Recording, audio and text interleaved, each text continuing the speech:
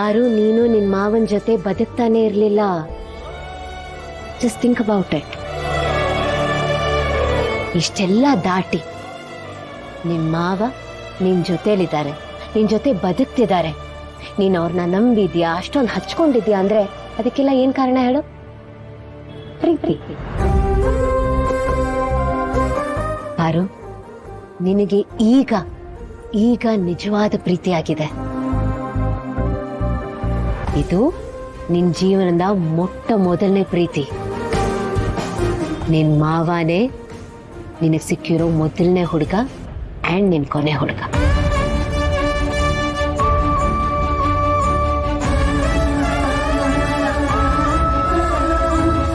ಇದನ್ನ ಯಾವುದೇ ಕಾರಣಕ್ಕೂ ಕಳ್ಕೋಬೇಡಪ್ಪ. ಆದಷ್ಟು ಬೇಗ ನಿನ್ ಮಾವನ ಹತ್ರ ಮನ್ಸು ಬಿಚ್ಚಿ ನಿನ್ ಪ್ರೀತಿನ ಹೇಳ್ಕೊ. ಇದು ನಿಮ್ ಪ್ರೀತಿಗೆ ಸಿಕ್ಕಿರೋ ವೇದಿಕೆ ಅಲ್ಲ, ನಿಲ್ದಾಣ.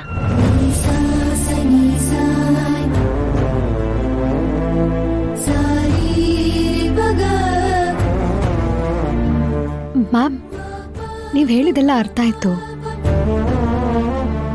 ಆದ್ರೆ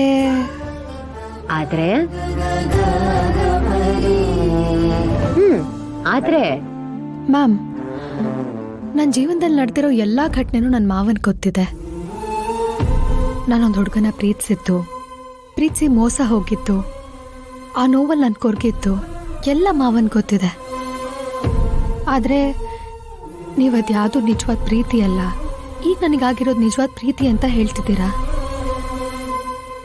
ಈ ಸಂದರ್ಭದಲ್ಲಿ ಮಾವನ ಹತ್ರ ಹೋಗಿ ನನ್ನ ಪ್ರೀತಿ ವಿಷಯನ ಹೇಳಿದ್ರೆ ಮಾವ ನನ್ನ ಬಗ್ಗೆ ಏನ್ ಅನ್ಕೊಳ್ಳಲ್ಲ. ಒಂದ್ ಪ್ರೀತಿ ಹೋಯ್ತು ಅಂತ ವಿಧಿ ಇಲ್ಲ ನನ್ನ ಒಪ್ಕೊಳ್ತಿದ್ದಾಳೆ ಅಂತ ಅನ್ಕೊಂಡ್ಬಿಟ್ರೆ ಮಾವ ನನ್ನ ಸ್ವಾರ್ಥಿ ಅನ್ಕೊಳಲ್ವಾ? ನನ್ನ ಪ್ರೀತಿ ಮೇಲೆ ಅನುಮಾನ ಬರಲ್ವಾ? ಇದೇ ಗೊತ್ತಾ ನಾವ್ ಹೆಣ್ಮಕ್ಳು ಮಾಡೋ ತಪ್ಪು. ಅವ್ರೇನ್ ಅನ್ಕೋಬಿಡ್ತಾರೋ, ಅವ್ರಿಗೇನ್ ಅನ್ಸುತ್ತೋ ಅಂತ ನಾವೇ ಏನೇನೋ ಅನ್ಕೋಬಿಡ್ತೀವಿ. ಇನ್ನೊಬ್ರಿಗೋಸ್ಕರ ಬದುಕೋಕ್ ಹೋಗಿ ನಮ್ ಬದುಕನ್ನ ಹಾಳು ಮಾಡ್ಕೊಬಿಡ್ತೀವಿ. ಅಂದ್ರೆ ನನಗೀಗ ಬಂದಿರೋ ಅನುಮಾನ ತಪ್ಪು ಅಂತ ಹೇಳ್ತಿದ್ದೀರಾ?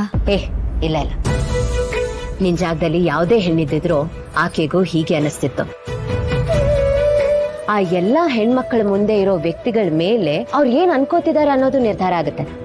ಈ ಕ್ಷಣದಲ್ಲಿ ನಿನ್ ಮುಂದೆ ಇರೋದು ನಿನ್ ಮಾವ. ಅಂಡ್ ನೀನ್ ಅವ್ರ ಬಗ್ಗೆ ಹೇಳಿರೋ ವಿಷಯಗಳನ್ನ ಕೇಳಿ ನನಗ ಅವ್ರ ಬಗ್ಗೆ ಏನ್ ಅನ್ಸುತ್ತೆ ಅಂದ್ರೆ, ಭಾವಜೀವಿ.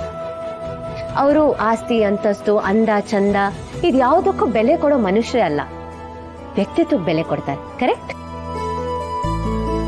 ಅವ್ರ ಸುತ್ತಮುತ್ತ ಇರೋರ್ನ ತನ್ನ ಕೈ ಮೀರಿ ಹೇಗ್ ಸಂತೋಷವಾಗಿಡ್ಬಹುದು, ಅವ್ರ ಮುಖದಲ್ಲಿ ಹೇಗ್ ನಗು ಇಡಬಹುದು, ಎಷ್ಟು ಅವ್ರನ್ನ ಚೆನ್ನಾಗಿ ನೋಡ್ಕೊಳ್ಬಹುದು, ಅದಕ್ಕೋಸ್ಕರ ಹೋರಾಡ್ತಾರೆ. ಕರೆಕ್ಟ್? ಅಂಥ ವ್ಯಕ್ತಿ ನೀನು ಅವಕಾಶವಾದಿ ಅಂತ ಯಾವತ್ತೂ ಅನ್ಕೊಳ್ಳಲ್ಲ. ಹಾಗ ಅನ್ಕೊಳ್ಳೋರಾಗಿದ್ದಿದ್ರೆ ಚಿಕ್ಕ ವಯಸ್ಸಿಂದ ನಿನ್ನನ್ನ ಪ್ರೀತಿಸ್ತಿರ್ಲಿಲ್ಲ. ನಿನ್ ಖುಷಿಗೋಸ್ಕರ ಅವ್ರ ಪ್ರೀತಿನ ತ್ಯಾಗ ಮಾಡಿ ಅವ್ರ ಮನ್ಸೊಳಗೆ ಇಟ್ಕೋತಿರ್ಲಿಲ್ಲ. ಪಾರು, ನೀನು ಪ್ರೀತಿ ಮಾಡ್ತಿಲ್ಲ, ನಿನ್ನ ಪ್ರೀತಿ ಆಗಿದೆ. ಬದುಕೋದಕ್ಕೂ ಜೀವಿಸೋದಕ್ಕೂ ಎಷ್ಟು ವ್ಯತ್ಯಾಸ ಇದೆ ಅಲ್ಲ, ಅಷ್ಟೇ ವ್ಯತ್ಯಾಸ ಪ್ರೀತಿ ಮಾಡೋದಕ್ಕೂ ಆಗೋದಕ್ಕಿದೆ.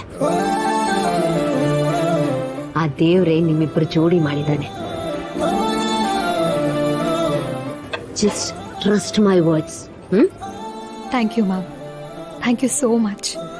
ಆದಷ್ಟು ಬೇಗ ನಿನ್ನ ಪ್ರೀತಿನ ನಿಮ್ ಮಾವನ ಹತ್ರ ಧಾರೆ ಏರಿ.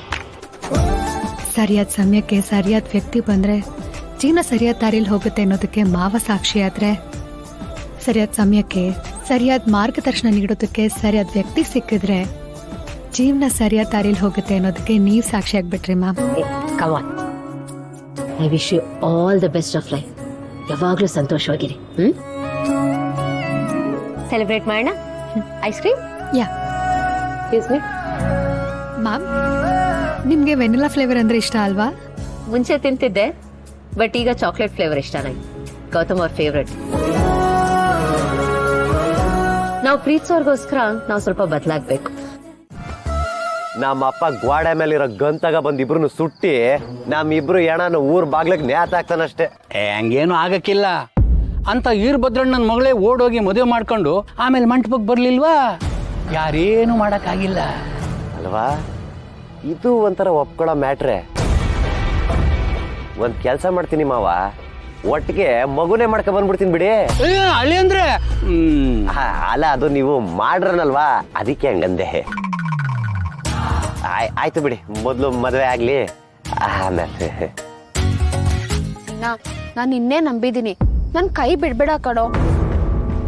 ನಿಮ್ ಅತ್ತೆ ನೋಡಿರೋ ಹುಡುಗಿ ಮನೆಗೆ ಓದ್ಯೋ ಸರಿ ಇರಲ್ಲ ಸಿನಾ.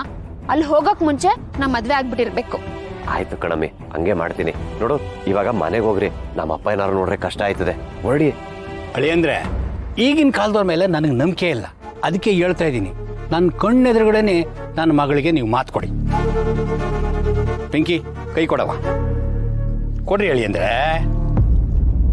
ಹೇಳಿ, ನೀನೇ ನನ್ನ ಹೆಂಡ್ರು, ಏನೇ ಆದರೂ ನನ್ನ ಪಿಂಕಿನೇ ಮದುವೆ ಆಗೋದು ಅಂತೇಳಿ.